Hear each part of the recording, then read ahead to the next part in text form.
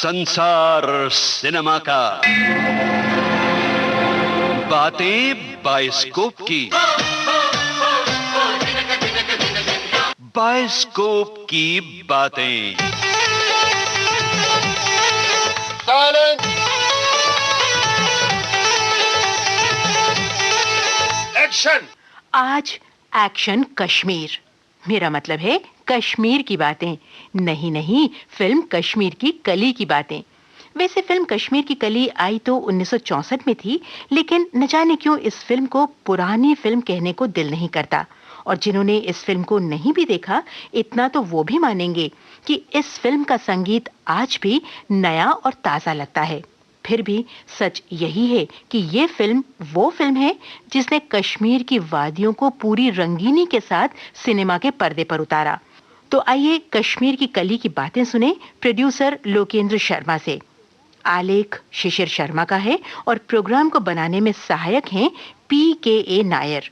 तो चलिए आपको कश्मीर की सैर कराएं, यानी मिलवाएं कश्मीर की कली से।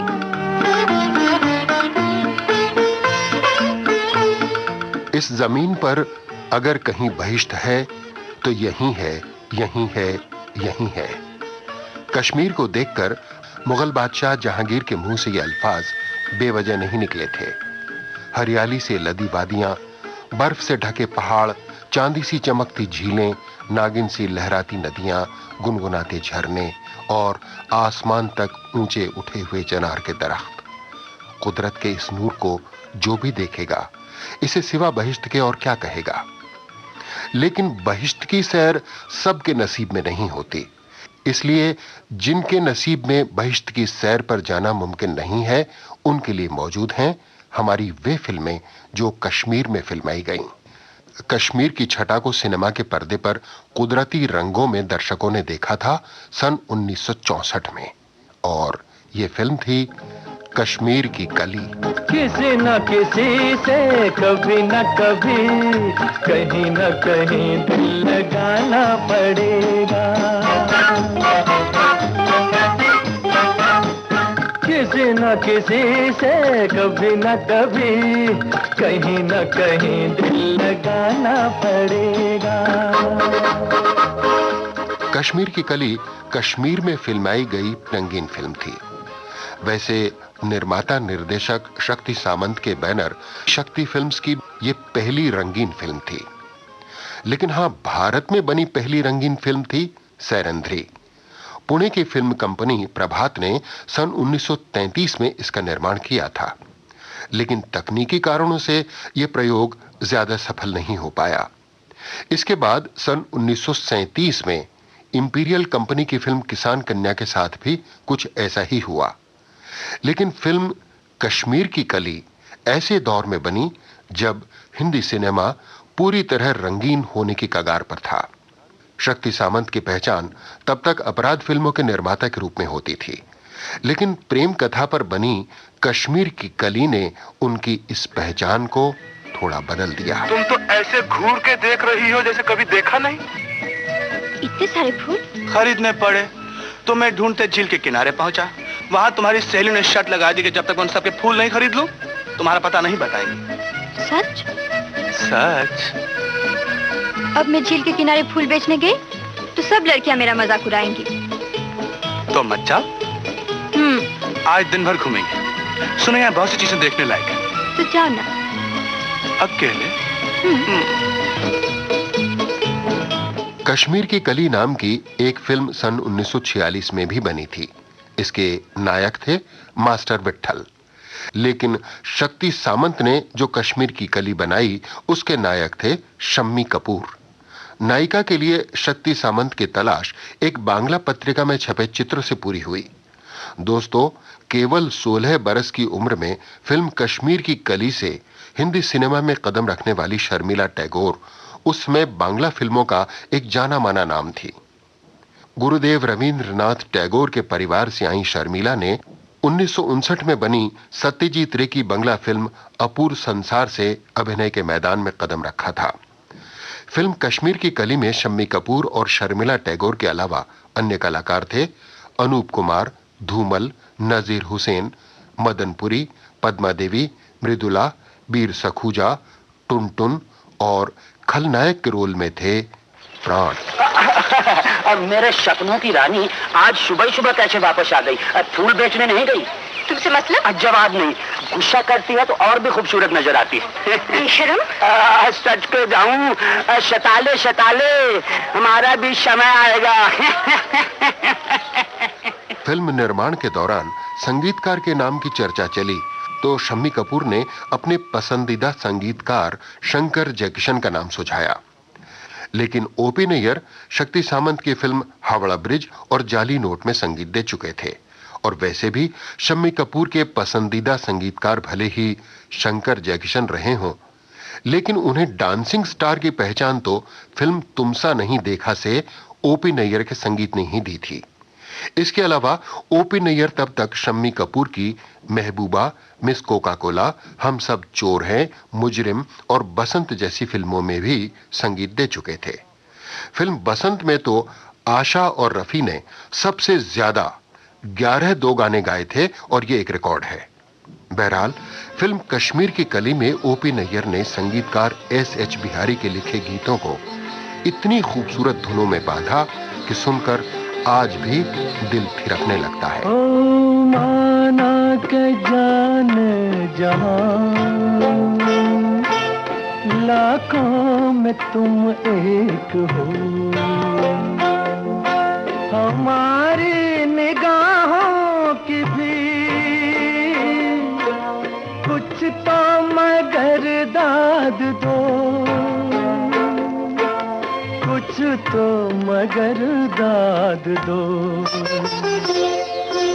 बहारों को भी नाज जिस फूल पर था, वही फूल हमने चुना गुलसिता से। इशारों में दिल लेने वाले बताए हुनर तूने सीखा कहाँ से। निगाहों में जादू चलाना मेरी जान सीखा है तूने जहाँ से। बताए हुनर तूने सीखा कहाँ से। मेरी जान। फिल्म कश्मीर की कली के कथाकार और पटकथाकार थे रंजन बोस, संवाद लिखे थे रमेश पंत ने और कैमरामैन थे B.N. रेड्डी। कहानी शुरू होती है स्वर्गीय सेठ संजीव लाल की मिल के रजत जयंती समारोह से। सेठ जी के गुजर जाने के बाद मिल की जिम्मेदारी उनके इकलौते बेटे राजीव लाल यानी शम्मी कपूर को सौंपी जा रही थी। समारोह में राजीव लाल की मां और मिल के मैनेजर श्याम लाल यानी मदनपुरी भी शामिल थे। सेठ राजीव ने बोलना शुरू किया। प्यारे मजदूर भाइयों और बहनों, आज की दुनिया में मालिक और नौकर का रिश्ता खत्म हो चुका है। आज मालिक नौकर का नौकर है और नौकर मालिक का मालिक। आप सबकी ईमानदारी और मेहनत से खुश होकर माता जी ने 5 लाख रुपए का इनाम देने का फैसला किया। माँ तुम सिर्फ हाँ कह दो। मगर आपने हाँ क्यों कह दिया रानी माँ? जब उतने आदमियों के सामने राजू ने मेरे नाम से इनाम जाहिर कर दिया तो मैं क्या करती? आप मुझ पे छोड़ देती, कारोबार हाथ में लेती तो 5 लाख का घाटा करा दिया। वैसे रजीब बाबू मालिक चाहे तो सारी दौलत दान कर सकते हैं। नहीं नहीं, यह क्या कह रहे हैं श्यामलाल जी? राजू की उम्र ही मनमानी करने की है। कल को शादी होगी, बाल बच्चे होंगे, सिर पे जिम्मेदारी आएगी तो आप ही नादानी करना छोड़ देगा। तुम ठीक ही कह रही हो। मैं 7 रोज के अंदर राजू की शादी कर देती हूँ। राजीव की गैर जिम्मेदाराना हरकतों को देखते हुए मां ने इस उम्मीद के साथ उसकी शादी करने का फैसला किया कि शायद वो सुधर जाए, लेकिन रिश्ते के लिए आए हुए लड़की वालों को कैसे भगाना है ये राजीव बखूबी जानता था। अरे तेरे पैर में क्या हुआ? लंगड़ा। हो माय, बहरा। माफ कीजिए, हम अपनी बेटी की जिंदगी बर्बाद नहीं करना चाहते। चलो बेटी। राजीव, मेरी बेटी में ऐब था, आपके बेटे में तो बहुत सी खूबियां हैं। चलो जी।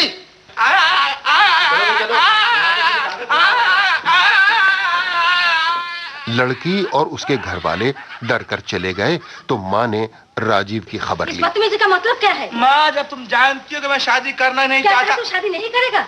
नहीं। लेकिन मैंने लड़की पसंद कर ली है। कमाल करती हैं आप माँ, शादी मुझे करनी है और पसंद आप करेंगी? हा? राजीव बेटे, शादी तो बराबर के खानदान में ही होगी। मैं शादी करूंगा तो अपनी पसंद की लड़की से शादी करूंगा। तेरी पसंद की लड़की होगी कैसी? जरा मैं भी तो सुनूं। भोली, शर्मीली, लाजवंती, सुंदर। मुझे आजकल की मॉडर्न लड़कियां कतई पसंद नहीं। जो ये शादी तो उसी से करेगा, मैं जिसे घर की बहू बनाना चाहूंगी। माँ, तुम्हारी एक मामूली जिद के लिए मैं अपनी जिंदगी को तबाह कर दूं। ये शादी सारी जिंदगी का सवाल होता है, एक लम्हे का खेल नहीं। राजीव का करीबी था चंदर, यानी अनूप कुमार। क्लब में चंदर राजीव से मिला तो शादी से बचने के लिए उसे कश्मीर चले जाने की सलाह दी। कश्मीर में राजीव का खानदानी बंगला था। राजीव भी चंदर की सलाह मानकर घर में बिना किसी को बताए कश्मीर के लिए निकल पड़ा। एक से एक हंसी चेहरे हैं, किस किस को मैं देखूं, किसको इनमें अपना समझूं, संग में अपने ले लूं। कोई रंगीली छैल छबीली, कोई रंगीली रसीली छैल छबीली, आज मेरी जिंदगी में आके रहेगी। किसी न किसी से कभी न कभी, कहीं न कहीं दिल लगाना पड़ेगा। किसी न किसी से कभी न कभी, कहीं न कहीं दिल लगाना पड़ेगा। राजीव कार से जा रहा था। कार सड़क से जाती है और सड़क आगे बंद थी। सो राजीव को एक रात एक सराय की सीढ़ियों पर गुजारनी पड़ी। सराय के अंदर उसे जगह इसलिए नहीं मिली क्योंकि वहां लड़कियों की एक टोली का कब्जा था। ये सभी लड़कियां मोहन यानी प्राण के साथ मेले में भांगड़ा करने के लिए पठानकोट से कश्मीर जा रही थीं। ये लड़कियां चंपा यानी शरद टैगोर की सहेलियां थीं और चंपा भी इनके साथ में थी। सर्दी से बचने के लिए राजीव ने जब कुछ लकड़ियां सुलगाईं तो सीली लकड़ियों से धुआं उठा और धुआं ऊपर लड़कियों के कमरे में पहुंचा तो लड़कियों ने ऊपर से एक बाल्टी पानी उड़ेल दिया।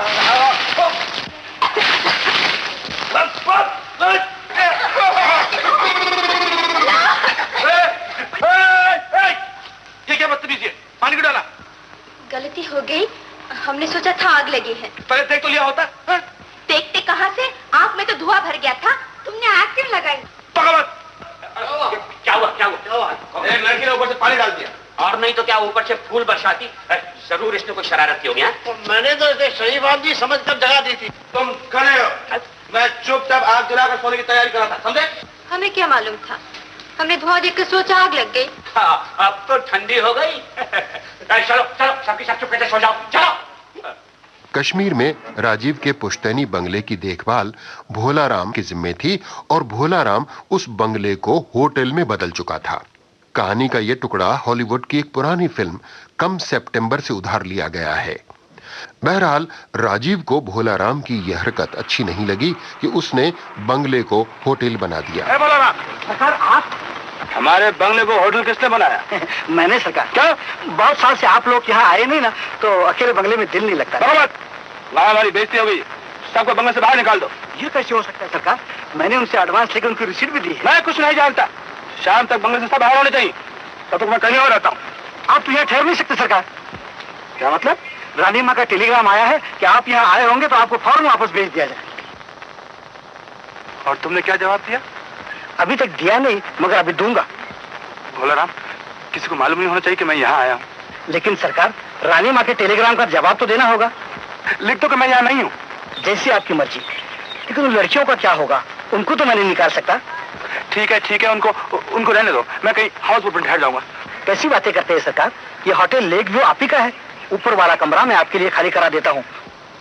इसी दौरान हीरो और हीरोइन की एक और मुलाकात होती है। पहली मुलाकात में चंपा और उसकी सहेलियों ने राजीव पर पानी की बाल्टी उड़ेली थी और अब चंपा फूलों की टोकरी लेकर सामने आई। सेठ जी। कौन है? फूल वाले। टोकरी यहाँ लाकर रख दो। ऐसे फूल सारे कश्मीर में नहीं मिलेंगे सेठ जी, ये चंपा के फूल हैं। झूठ बोलती हो, इसमें एक भी चंपा का फूल नहीं। नहीं नहीं, चंपा मेरा नाम है। और हो भी क्या सकता है? तुम? मैं। राजीव ने चंपा को अपना परिचय सेठ जी के ड्राइवर के रूप में दिया। फूलों की कीमत का 4 गुना पैसा देकर इस वादे के साथ उसे विदा किया कि वो रोज फूल लेकर आएगी। लेकिन चंपा के नेत्रहीन पिता दीनू यानी अभिनेता नजीर हुसैन इस बात को सुनकर परेशान हो उठे। चंपा, उसके 15 रुपए लौटा देना। क्यों बाबा? 5 रुपए के फूल का 5 ही रुपया लेना चाहिए। मगर कोई अपनी खुशी से दे तो इसमें उसका जरूर कोई मतलब है। नहीं बाबा, वो ड्राइवर तो बहुत अच्छा आदमी है। एक आदमी की सूरत देखकर उसकी नीयत का पता नहीं चलता। तो उसके रुपए लौटा देना और फिर वहां कभी मत जाना। नहीं जाऊंगी, मगर रुपए तो बहुत काम आते हैं, इन्हें लौटाने की क्या जरूरत है? नहीं बेटी नहीं, तू नहीं जानती। रुपए की लालच में आदमी अपनी आत्मा तक बेच देता है, शैतान बन जाता है। बापू। बेटी, इज्जत के साथ रूखा सूखा जो मिल जाए उसी में संतोष करना चाहिए।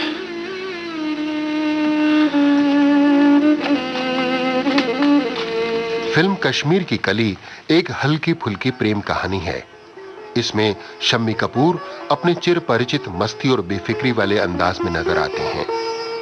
अरे इस नाव में तो कोई भी नहीं है, धूप में सारे फूल मुरझा जाएंगे। ओ करीमा, जरा करीब लेना, थोड़ा सा पानी डाल दूं।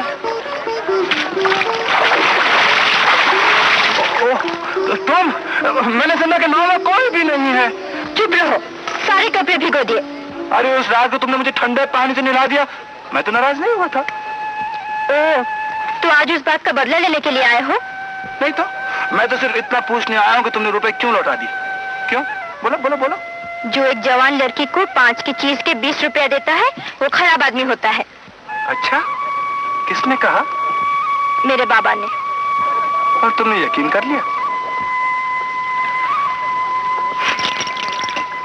इसका मतलब यह है कि मैं तुम्हें पसंद हूं? ये मैंने कब कहा? कहा नहीं, मगर कब कहोगे? ये चांद सा रोशन चेहरा, जुल्फों का रंग सुनहरा, ये झील सी नीली आंखें, कोई राज है इनमें गहरा। तारीफ करूं क्या उसकी जिसने तुम्हें बनाया। ये चांद सा रोशन चेहरा, जुल्फों का रंग सुनहरा, ये झील सी नीली आंखें, कोई राज है इनमें गहरा। तारीफ करूं क्या उसकी जिसने तुम्हें बनाया।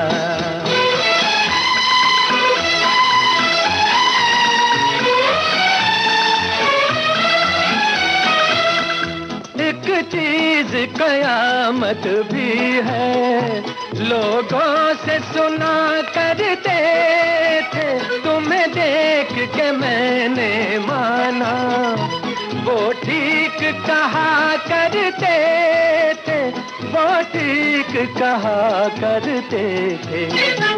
है चाल में तेरी जालिम कुछ ऐसी बला का जादू, 100 बार संभाला दिल को पर हो के रहा बेकाबू। तारीफ करूं क्या उसकी जिसने तुम्हें बनाया।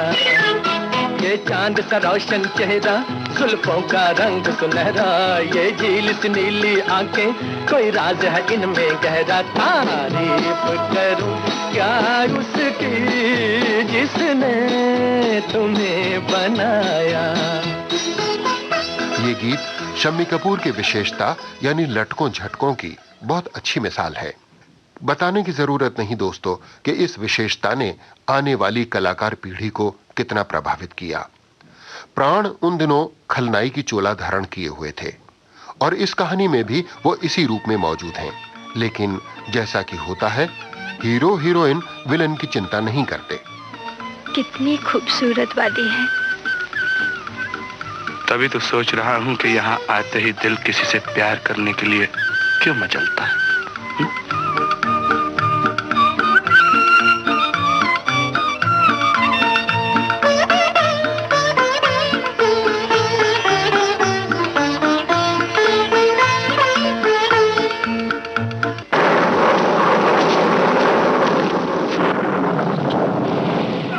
अभी बातें पूरी भी नहीं हुई थीं कि बरसात शुरू हो गई और राजीव और चंपा को एक बूढ़ी औरत के मकान में जाकर सिर छुपाना पड़ा। बाहर बारिश हो रही है। क्या? जी हम थोड़ी देर यहाँ रहना चाहते हैं, मौसम ठीक होते हम यहाँ से चले जाएंगे। जोर से बोल, मैं जरा ऊंचा सुनती हूँ। हमने कहा कि बाहर बारिश हो रही है, थोड़ी देर यहाँ रहना चाहते हैं। बारिश हो रही है? हाँ जी।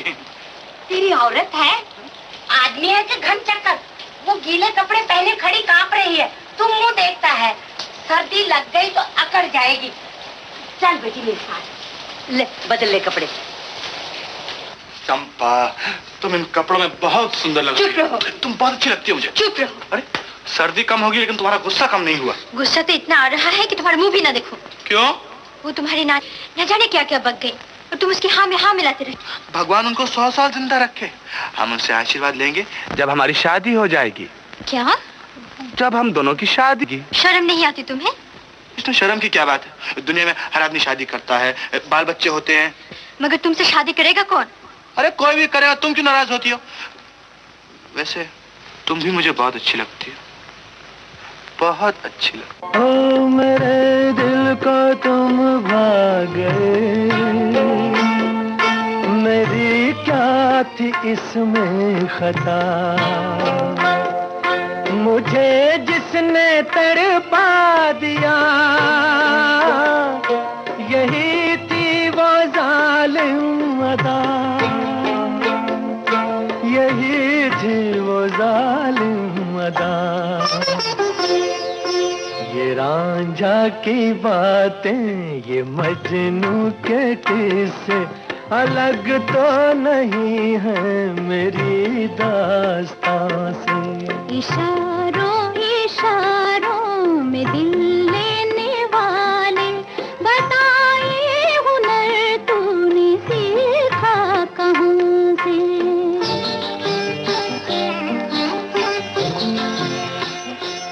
राजीव और चंपा के बीच में पनप रही मोहब्बत मोहन की नजरों से बच नहीं पाई थी।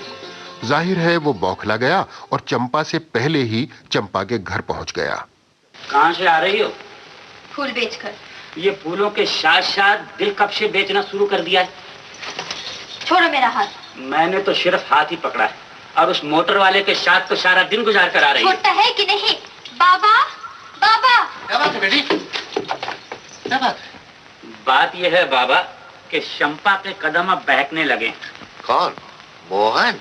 हाँ बाबा, इससे पूछो कि दिन भर कहाँ थी। बाबा, रास्ते में बड़ी जोर की आंधी और बारिश होने लगी, इसलिए एक जगह रुकना पड़ा। उसी मोटर वाले के साथ? कौन मोटर वाला?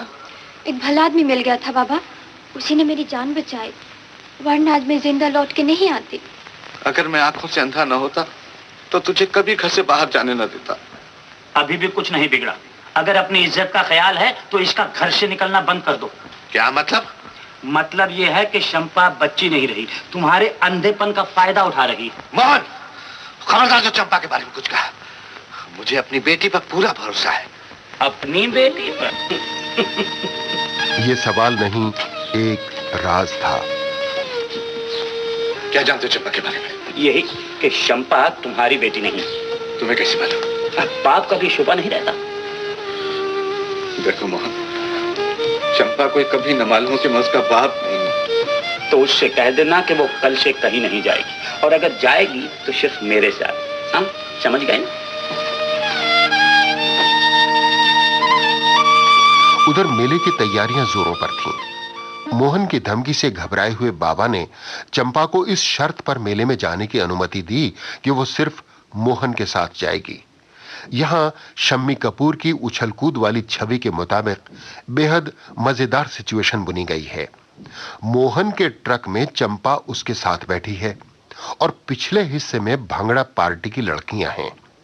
पठान के भेष में सड़क पर खड़ा हुआ है चंदर और उसके साथ है बुर्का ओढ़े हुए राजीव, जो चंदर की बीवी बने हुए हैं।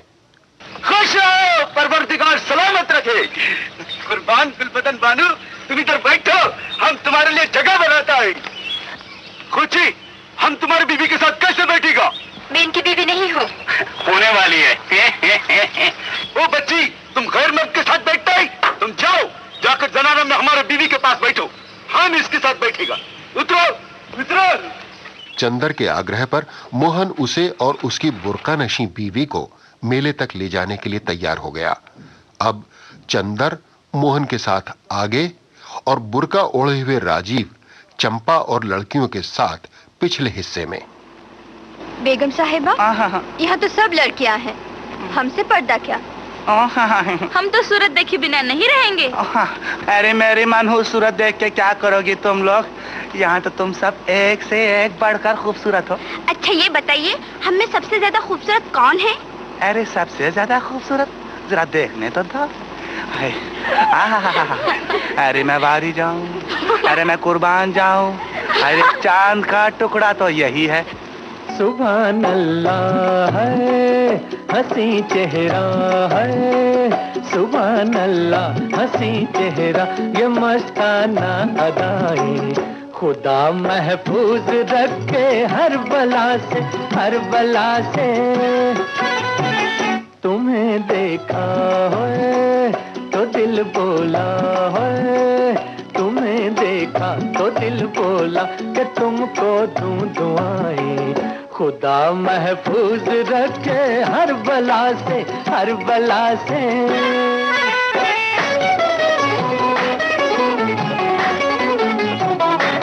ट्रक रुका तो राजीव और चंपा उतरकर मेले में गुम हो गए।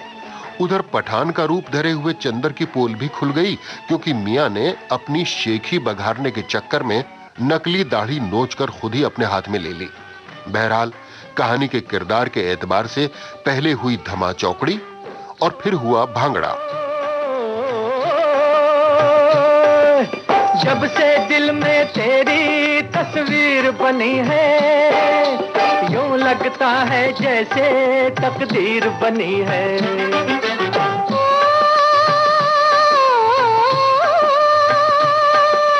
जब से तू इस दिल का मेहमान हुआ है, जीवन में खुशियों का सामान हुआ है। जितनी दूर नजर में डालूं चारों ओर बहार है। यही जज्बात रहे दिन रात, तो फिर क्या बात मेरी जान बोले हो बोले। मोहन मेले से लौटा तो भिन्नाया हुआ था।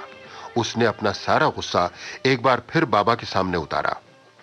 बाबा, चंपा कहाँ है? चंपा? हाँ, वो तो तुम्हारे साथ मेले गई थी। गई तो मेरे साथ थी, लेकिन मेले में चकमा देकर अपने यार के साथ चली गई। क्या बकते हो? ठीक बकता हूँ, और ये तुम अच्छी तरह जानते हो कि तुम्हारी चंपा उस सैदी बाबू के साथ गुलछड़े उड़ा। लाओ नहीं बुड्ढे, वरना जबान खींच लूंगा। मेरी भोली वाली लड़की पर। तुम्हारी या किसी और की, खैर किसी की भी हो, मैं तो सिर्फ ये जानता हूँ कि अगर तुमने चंपा की शादी मेरे साथ नहीं की तो मैं उसे जबरदस्ती ले जाऊंगा। सोच लो, यहाँ के लोग मुझसे दुश्मनी मोल नहीं ले सकते, और तुम पुलिस की मदद नहीं ले सकते। क्यों? ये तुम अच्छी तरह जानते हो। समझे? मैं फिर आऊंगा। चंपा के घर से निकलकर मोहन बादशाह के दरवाजे पर पहुंचा। चंपा की असलियत का राज मोहन को पता था, यहीं मिलेगा। मोहन सेठ, थोड़ी सी मोहलत और दे दो, मैं तुम्हारा सारा कर्जा अदा कर दूंगा। जा माफ किया क्या? अब ऊपर से 100 रुपए और दूंगा। हाँ? अगर तू इस बात का पता लगा दे कि चंपा के माँ बाप कौन है। चंपा? हाँ, तू एक दिन नशे में बोल गया था कि वो दीनू की बेटी नहीं है। ओह, वो तो बड़ी पुरानी बात है। बहुत साल पहले जब दीनू शराब पीता था, तब उसके मुंह से भी बात नशे में निकल गई थी। बादशाह इससे ज्यादा कुछ बताता, इसके पहले ही बाबा वहां आ गए। अपने अंधेपन के कारण वो ये नहीं जान पाए कि मोहन वहीं मौजूद है। अरे दीनू, तुम इस वक्त यहाँ? अभी अभी मोहन आया था। अच्छा, वो चंपा से शादी करना चाहता है। ये तो बड़ी खुशी की बात है। वो पैसे वाला है, इज्जतदार है। नहीं परशा, मोहन चंपा के लायक नहीं है। तुम तो ऐसे कह रहे हो जैसे वो किसी साहूकार की बेटी हो। परशा, चंपा एक लखपति की बेटी है। ये राज मैंने आज तक किसी को नहीं बताया। मैं नहीं चाहता कि चंपा मुझसे छिन जाए। मैं उसके बिना जिंदा नहीं रह सकता। मोहन ने धमकाया तो उसके डर से मुझे तेरे पास आना पड़ा। मोहन से तो सभी डरते हैं। अगर वो चंपा से शादी करना चाहता है तो करके ही रहेगा। मैं जान भी दे दूंगा मगर मोहन को नहीं रोक सकोगे।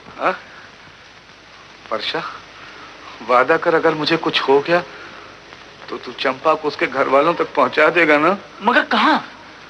देख, किसी से बताएगा नहीं ना? पागल हो गए? तुम मेरे इतने पुराने दोस्त हो। तो सुन, श्रीनगर झील के किनारे एक आलीशान पीले रंग की कोठी है।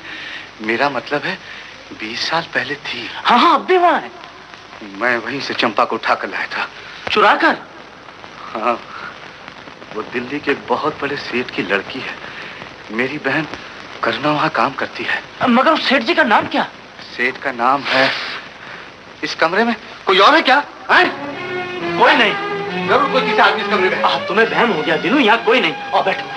तुम तो सेठ जी का नाम बताने वाले थे ना? नहीं नहीं, मैं तो भूल ही गया था कि दीवारों के भी कान। हाँ दिनू, दिनू सुनो, दिनू, अरे दिनू सुनो तो, दिनू। बादशाह और बाबा की बातचीत से अंदाजा लगाकर मोहन दिल्ली जाकर राजीव के घर में काम करने वाली नौकरानी करुणा से मिला। वास्तव में करुणा ही बाबा यानी दीनू की बहन थी। तुम दीनू की बहन हो ना? मगर तुम कैसे जानते हो? कौन हो तुम? बताऊंगा, शब बताऊंगा। पहले ये बताओ, तुम्हारे शेठ जी की एक लड़की हुई थी ना? क्या? वही जिसे तुम्हारा भाई चुरा कर ले गया था। तुम क्या जानते हो उसके बारे में? सब कुछ। सिर्फ ये नहीं जानता कि इस जमीन जायदाद में उसका कितना हिस्सा है। ये सब उसी का है, मगर वो है कहाँ? तुम जानते हो? जानता हूँ, मगर बताऊंगा समय आने पर, समझी? सुनो, रुको। श्यामलाल जी, श्यामलाल जी।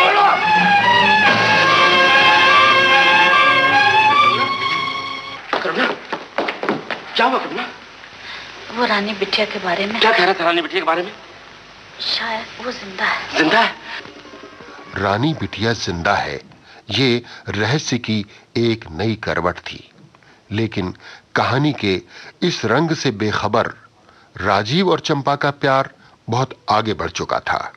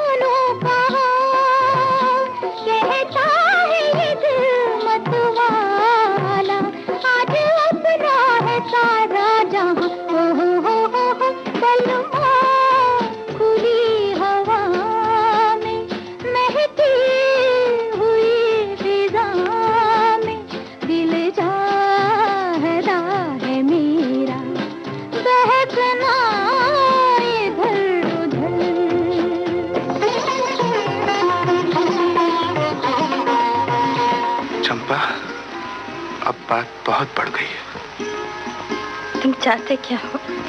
मैं तुम्हारे बाबा से मिलना चाहता हूँ। तुम मिलो ना जाकर। जान पहचान तो तुम ही कराओगी। उस मामले में तुम बहुत तेज हो। मुझसे तुम्हारी जान पहचान किसने कराई थी? एक बाल्टी ठंडे पानी में। मैंने तो उसी वक्त फैसला कर लिया था कि उस पानी डालने वाले को अपनी रानी बना। अगर मैं एक इशारे पर तुम्हारे कदमों पर लाखों रुपए निछावर कर दूं तो क्या कहोगे? यही कि तुम पागल हो। था तो नहीं, तुम्हारे भोलेपन ने पागल बना दिया। छोड़ो, मुझे जाने दो। नहीं, पागल जब किसी को पकड़ता है तो बड़ी मुश्किल से छोड़ता है। तुम क्या सचमुच दीवाने बन गए हो? हाँ, आज सब दीवाने हैं। मैं भी, तुम भी, ये फूल, ये कलियां, ये मौसम, और वो देखो, वो बादल कैसे दीवानों की तरफ भागे चले जा रहे हैं। ऐसी तो मेरी तकदीर न थी, तुम सा जो कोई महबूब मिले। दिल आज खुशी से पागल है, दिल आज खुशी से पागल है। ऐ जान वफा तुम खूब मिले, ऐ जान वफा तुम खूब मिले। दिल क्यों न बने पागल, यादों में यारा पाई, ये देख कर दिल झूमा, ले प्यार में अंगड़ाई, दीवाना हुआ बादल। फिल्म कश्मीर की कली में जहां एक तरफ राजीव और चंपा की मोहब्बत है, वहीं दूसरी तरफ खलनायक मोहन की चालें। करुणा से मिलकर वापस कश्मीर लौटे हुए मोहन के हाथ में बाबा को ब्लैकमेल करने की चाबी आ गई। नमस्ते बाबा। मोहन, दिल्ली से बहुत बढ़िया तंबाकू लाया हूँ तुम्हारे लिए। दिल्ली से? हाँ। तुम दिल्ली गए थे क्या? हाँ बाबा, शेर संजीव लाल का मकान देखा। क्या बात है, करोड़ों रुपए की आसामी है। तुमने भी ढूंढ कर नगीना चुराया था। मोहन! हाँ बाबा, तुम्हारी बहन करुणा से भी मुलाकात हुई। करुणा से? डरो नहीं, बेचारी चंपा का ख्याल आ गया, इसलिए कुछ नहीं कहा मैंने। जिस बात को वो देवता समझती है, उसके काले करतूत सुनकर उसका क्या हाल होता। बस करो, तुम चाहते क्या? चंपा से शादी करना। कितनी बार कहूंगा? अगर चंपा राजी न हो तो? तुम तो राजी हो ना? मैं? हाँ, बस बस बस, अगर तुम राजी हो तो किसी भी तरह समझा बुझाकर चंपा को भी राजी कर लेना, वरना तुमको जेल हो गई तो कन्यादान कौन करेगा?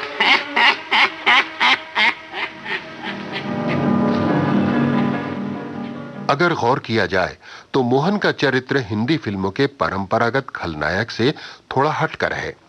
फिल्म में कहीं वो खूंखार नजर आता है तो कहीं थोड़ा बेवकूफ। उसका स को श बोलना किरदार को नया रूप देता है। लेकिन मोहन के जाल में बाबा फंस ही गए। उन्होंने चंपा के सामने अपनी चिंता रखी। बेटी, मैं सोच रहा था, दिन रात मुझे तेरे ब्याह की चिंता लगी गई। बाबा, मोहन मुझसे कई बार कह चुका है। मोहन? हाँ, वो तुझसे शादी करना चाहता है। उसके पास बहुत दौलत है। बाबा, दौलत के लालच में क्या तुम अपनी औलाद को बेच सकते हो? चंपा, कभी ऐसा मत कहना, फिर कभी ऐसा मत कहना। तुम मोहन से शादी करने के बजाय तुम अपने हाथों से मेरा गला घोट दो। चंपा, अब मैं मोहन की धमकी से नहीं डरूंगा। कैसी धमकी? तुमने उससे कर्ज लिया है, यही ना? कितने रुपए हैं? मैं अभी जाकर राजू से ले आती। राजू कौन? वो जो ड्राइवर है ना, जिसने 20 रुपए में तेरे फूल खरीदे थे। बहुत अच्छा आदमी है। चंपा, तुझे राजू पे इतना भरोसा है? हाँ। मैं उससे मिलना चाहता हूँ। राजू भी तुमसे मिलना चाहता है। तो ऐसा कर, कल इसे बुला ले। अगर वो तुझे पसंद है तो मैं बहुत जल्द बात पक्की कर दूंगा। बाबा का संदेशा लेकर चंपा राजीव के पास पहुंची।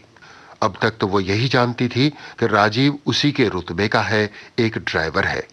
लेकिन यहां बंगले में आकर उसे असलियत का पता चला, और इसका पता चला तो जैसे किसी ने उसकी छाती पर पत्थर दे मारा। राजीव ड्राइवर नहीं, सेठ राजीव लाल है। अर्थात राजीव का प्यार एक खेल था, एक अमीर के दिल बहलाने का नाटक। फिर ठेस लगी दिल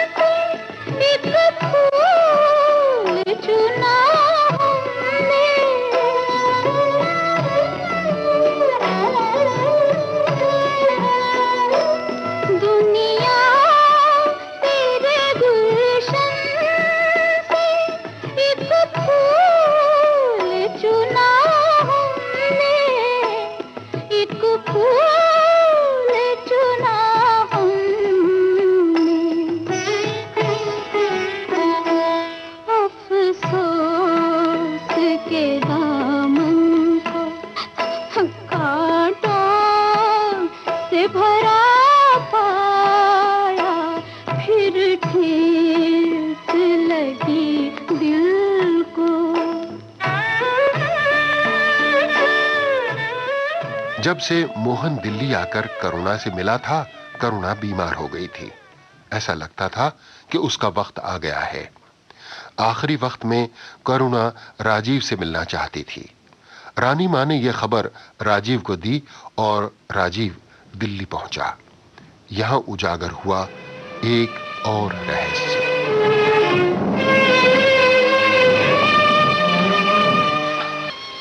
अब मैं चैन से मर सकूं। ऐसा ना मासी, चुपचाप आराम करो।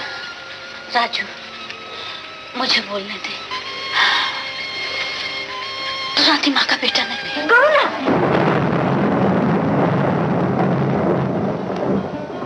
रानी माँ, मुझे बोलने दो, नहीं तो मरकर भी मेरी आत्मा को शांति नहीं मिलेगी। फिल्म कश्मीर की कली को 3 हिस्सों में बांटकर देखा जा सकता है।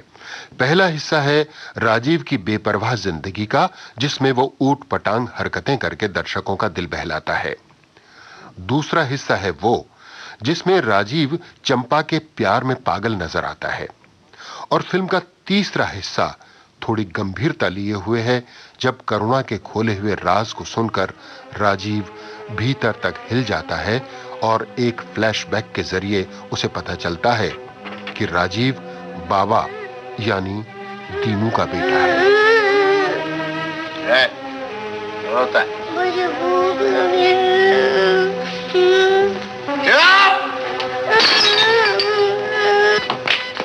ये क्या भैया, राजू को मार डालोगे क्या?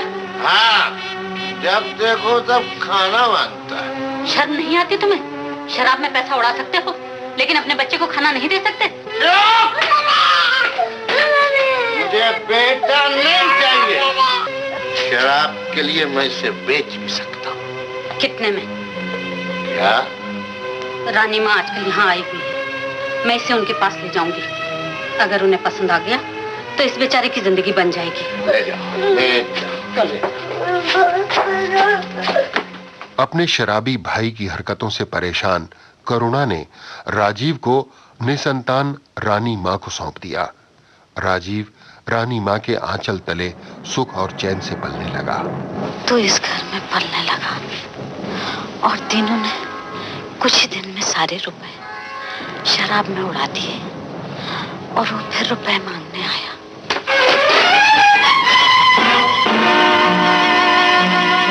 फिर आ गए तुम। अब तुम्हें एक पाई भी नहीं मिलेगी। तुम चाहो तो उसे अभी ले जा सकते हो। नहीं नहीं, इस घर की दौलत का मालिक मेरे बेटे के सिवा दूसरा नहीं हो सकता, समझी? मरने से पहले करुणा ने राजीव को एक और बात बताई, और वो ये कि रानी मां ने भी एक लड़की को जन्म दिया था, लेकिन शराबी दीनू एक रोज भारी बरसात में उस लड़की को उठाकर ले गया। कहानी की इस गुत्थी को समझना मुश्किल नहीं है दोस्तों कि रानी मां की बेटी कौन है, लेकिन चंपा को अभी कुछ पता नहीं था। और उधर राजीव भी इस नई सच्चाई को जानकर तड़प सा गया। मैं रानी मां का बेटा नहीं, मैं इस घर का कोई नहीं, मैं इस घर का कोई नहीं, मैं इस घर का कोई नहीं, मैं रानी मां का बेटा नहीं, मैं रानी मां का बेटा नहीं, मैं रानी मां का बेटा नहीं, मैं इस घर का कोई नहीं, मैं इस घर का कोई नहीं, मैं इस घर का कोई।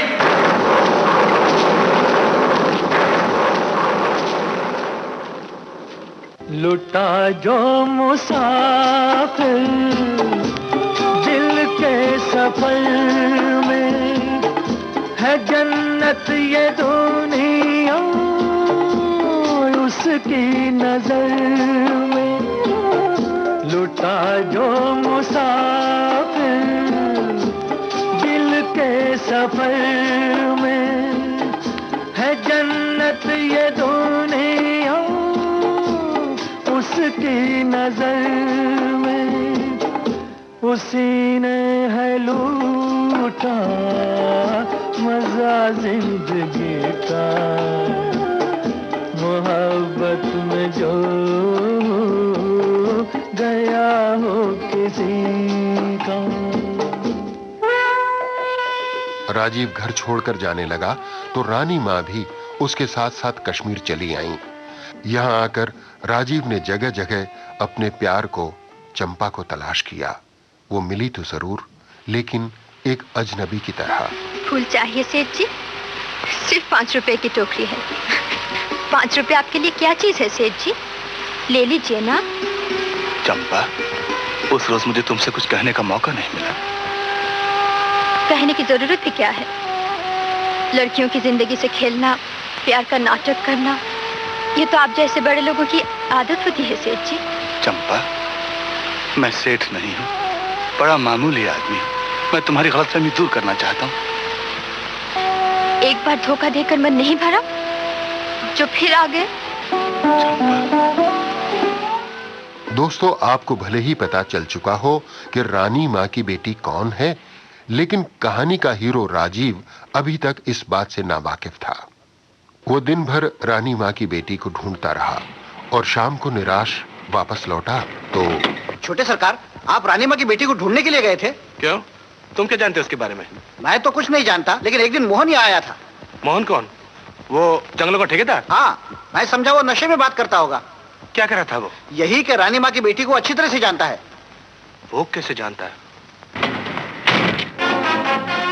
अगर मोहन रानी माँ की बेटी को जानता है तो उसे राजीव को भी बताना पड़ेगा। तुमसे कुछ पूछना है। किस बारे में? रानी माँ की बेटी के बारे में। कौन रानी माँ? जिनका पता भोलाराम से पूछकर तुम दिल्ली गए थे। कौन भोलाराम? मोहन! उस लड़की का पता लगाना।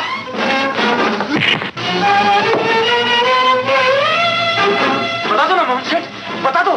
बता वो लड़की कौन है? बता दो ना मोहन सेठ, बता दो। पता वो लड़की कौन है? मैं सब कुछ जानता, मुझे मारिए नहीं साहब। कौन है वो लड़की? सब समझते हैं अंधे दीनू की वो बेटी, लेकिन मैं जानता हूँ वो उसे चुरा लाया था। किसको चुरा लाया था? चंपा को। जी हाँ, चंपा। चंपा ही वो लड़की है।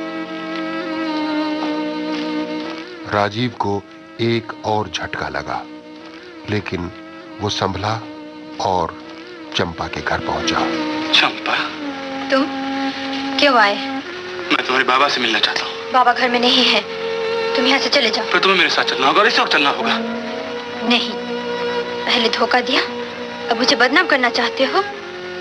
परसों मेरी शादी होने वाली है। शादी? किससे? मोहन से। जरूर आना शादी में, अपनी आंखों से मेरी बर्बादी देखना। तुम्हारी गलतफहमी दूर करने का मुझे मौका नहीं मिला, और अब दूर करने से कोई फायदा नहीं। मेरे साथ चलो, तुम्हारी माँ तुम्हारा इंतजार कर रही है। मेरी माँ? हाँ चंपा, तुम नहीं जानती तुम कौन हो। किस्मत ने एक मजाक किया तुम्हारे साथ, तुम्हें तुम्हारी माँ से अलग कर दिया। जिन्हें तुम अपना बाबा समझती हो, वो तुम्हारे कोई नहीं है। चुप रहो, निकल जाओ यहाँ से। चंपा, चंपा, देख तो मैं तेरी क्या क्या लाया हूँ। रेशमी कपड़े, गहने। मैं तुम्हारी बेटी नहीं हूँ। क्या? तुझे किसने कहा? किसने कहा तुझे? राजू ने। वो कहता है कि मेरी माँ जिंदा है। बकता है, झूठा है, मक्कार है। तू मेरी बेटी है, मेरी बच्ची है, उसे ऐसा कहने का क्या हक है? और चंपा को अपनी बेटी कहने का आपको क्या हक है? कौन? राजू, कमीने बदमाश, तूने मेरी लड़की को धोखा दिया, इसके मासूम दिल को दुखाया। तेरी यहाँ आने की हिम्मत कैसे हो? निकल जा, चला जा, चला। लेकिन चंपा को भी साथ ले जाऊंगा। नहीं नहीं, मेरी बेटी को मुझसे कोई नहीं छीन सकता, इसे मुझसे कोई नहीं जुदा कर सकता। आज एक पराई लड़की से बिछड़ने में आपको इतनी तकलीफ हो रही, और उस दिन नहीं सोचा कि उस माँ की क्या हालत हुई होगी जिसकी गोद से आपने एक दूध पीती बच्ची को छीन लिया था। खामोश! अगर एक लफ्ज मुंह से निकाला तो मैं तेरा खून कर दूंगा, मैं तेरा खून कर दूंगा। मेरा खून तो आपने उसी दिन कर दिया जिस दिन शराब के लिए मुझे बेच दिया था। क्या? मुन्ना, तू राजू? मुन्ना? हाँ, तू राजू? मुन्ना, मुन्ना। आपका मुन्ना, आपका बदनसीब मुन्ना, जो बाप के होते हुए भी अनाथ बनकर दूसरे के घर में पला। बस कर मुन्ना, बस कर। मुझे मेरे गुनाहों की सजा मिल चुकी, अब और ठोकर मत मार।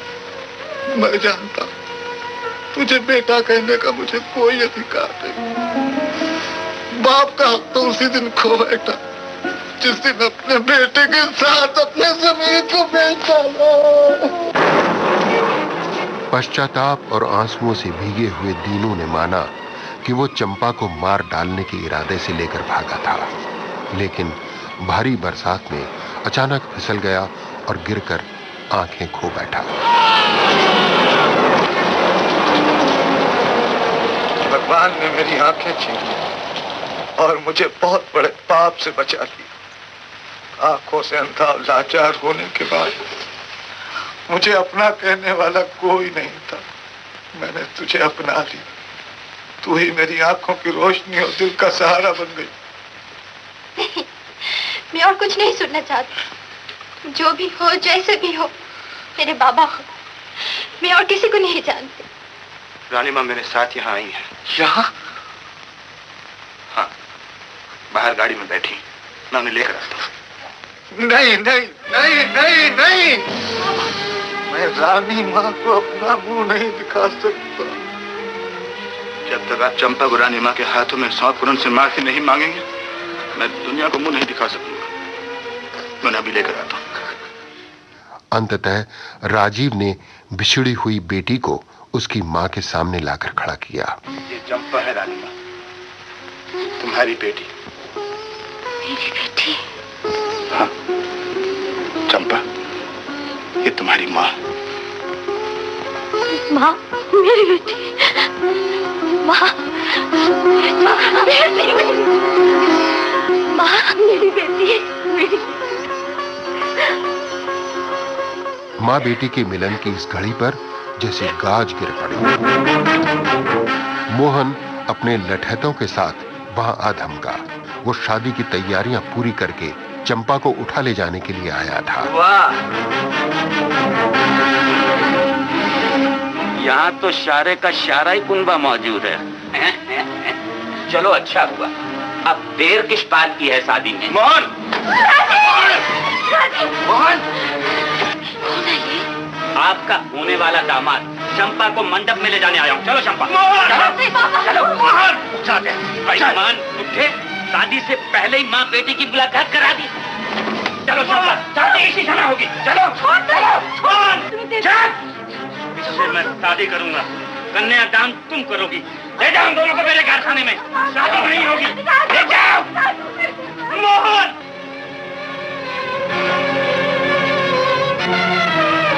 इसके बाद जैसा कि आमतौर पर हर ऐसी फिल्म के क्लाइमैक्स में होता है, ऐन मौके पर राजीव शादी के मंडप में पहुंच गया। उधर चंदर, भोलाराम और श्यामलाल पुलिस को लेकर आ गए और मोहन के शादी के ख्वाब धरे के धरे रह गए। कुछ मारपीट हुई, कुछ भागम भाग हुई और मोहन पुलिस के हत्थे चढ़ गया।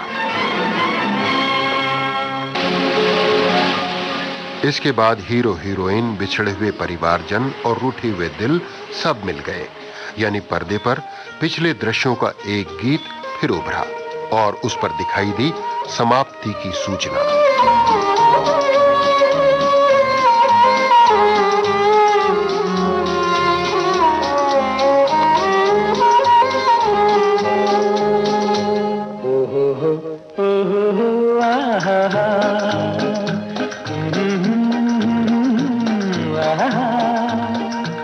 ये देख के दिल झूमा, ले प्यार ने अंगड़ाई, दीवाना हुआ बादल, सावन की घटा छाई।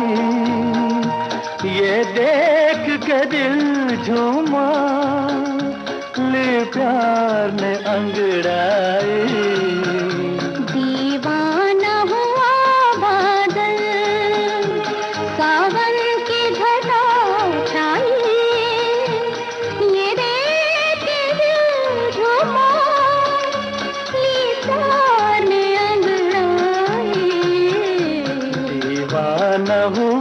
बादल, सावन की घटा छाई।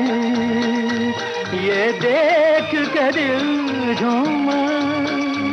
असली प्यार में अंगड़ाई, दीवाना हुआ बादल।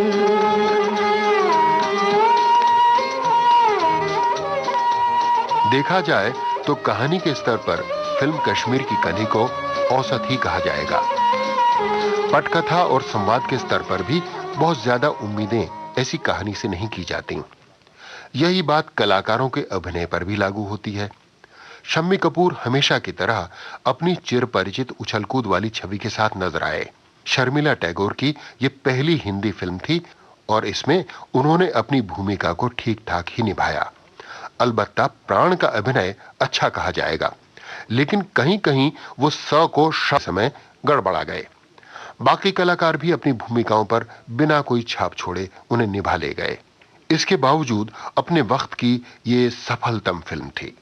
सच पूछिए तो फिल्मों को कामयाबी की मंजिल तक पहुंचाने के लिए जरूरत होती है डायरेक्टर के मैजिक टच की, और शक्ति सामंत ने इस जादू का गुर अपने गुरु ज्ञान मुखर्जी और फणी मजूमदार से हासिल किया था बॉम्बे टॉकीज के जमाने में। कुछ बरस तक वे सहायक रहे थे और फिर शक्ति सामंत के निर्देशन में पहली फिल्म बनी बहू। ये सन 1955 की बात है। इसके बाद शक्ति सामंत ने अपनी खुद की फिल्म कंपनी बनाई और निर्माता बने। फिल्म थी हावड़ा ब्रिज। हावड़ा ब्रिज का संगीत भी ओपी नैयर ने दिया था और कश्मीर की कली की जुबली कामयाबी का सेहरा भी ओपी नैयर के करामाती संगीत को ही दिया जाना चाहिए। लेकिन हां, साथ में जमीनी बहिश्त कश्मीर के कुदरती नूर को पर्दे पर उतारने वाली रंगीन फोटोग्राफी का भी नाम लेना जरूरी है, क्योंकि कश्मीर की कली, कश्मीर का रंगीन जलवा पर्दे पर उतारने वाली फिल्म थी।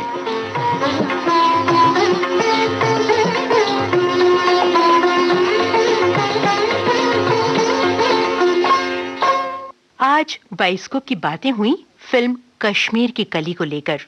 उम्मीद है कि आप में से कुछ ने पुरानी यादों को ताज़ा किया होगा और कुछ श्रोताओं ने आज की बातों को अपनी यादों में सजाया होगा। बहरहाल इतना और याद रखिएगा कि आज के कार्यक्रम का आलेख तैयार किया था शिशिर शर्मा ने। प्रोग्राम को बनाने में सहायक थे PKA नायर और बातें आपको सुनाई प्रोग्राम के प्रोड्यूसर लोकेंद्र शर्मा ने।